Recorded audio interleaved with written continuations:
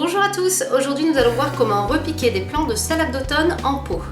Les salades d'automne, comme leur nom l'indique, sont des salades résistantes au froid. On va donc pouvoir les cultiver et les récolter jusqu'au mois de novembre, voire jusqu'au mois de décembre pour certaines variétés suivant le climat et la météo de l'année. D'abord, je vais vous montrer comment se présentent les plants. On peut acheter les salades, vous voyez, en mini-mottes, c'est-à-dire ce sont de toutes petites mottes là, qui font 2 cm et demi sur 2 cm et demi à peu près.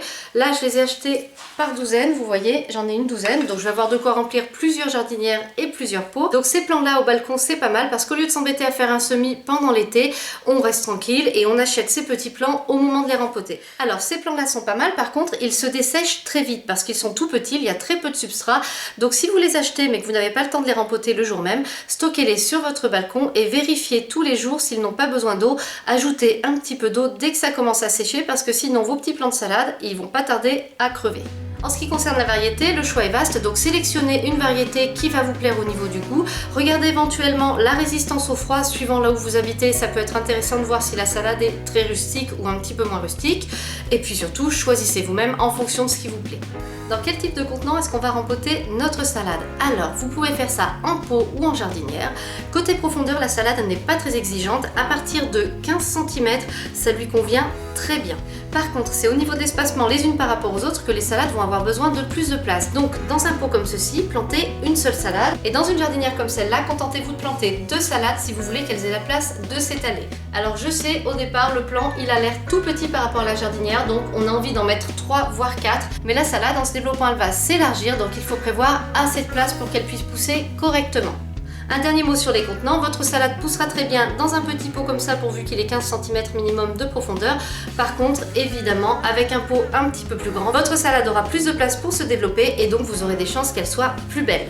Maintenant qu'on a le contenant, on va se poser la question du substrat. Alors, j'aime bien utiliser un mélange de terreau pour plantes potagères auquel j'ajoute de l'amendement et un petit peu de sable. Je vous explique pourquoi j'aime bien ce mélange. Le terreau pour plantes potagères avec de l'amendement, ça permet de bien la nourrir parce que là, on veut récolter une plante qu'on va manger, donc on a envie d'avoir une belle plante, une belle salade. Donc avec un substrat bien nourrissant, on optimise les chances d'avoir une belle récolte. Ensuite, pourquoi le sable? Alors je l'utilise uniquement pour les salades d'automne et d'hiver, puisque les salades généralement ont besoin de fraîcheur, aiment bien avoir un terreau qui reste frais. Cependant, en automne, en hiver, on se retrouve avec un climat plus humide, plus froid, donc on n'a pas besoin d'avoir de l'eau qui va rester stagnée dans le substrat comme si c'était une éponge. C'est pour ça que j'ajoute un peu de sable à mon terreau, ça me permet d'avoir un substrat humide, juste ce qu'il faut, mais pas détrempé.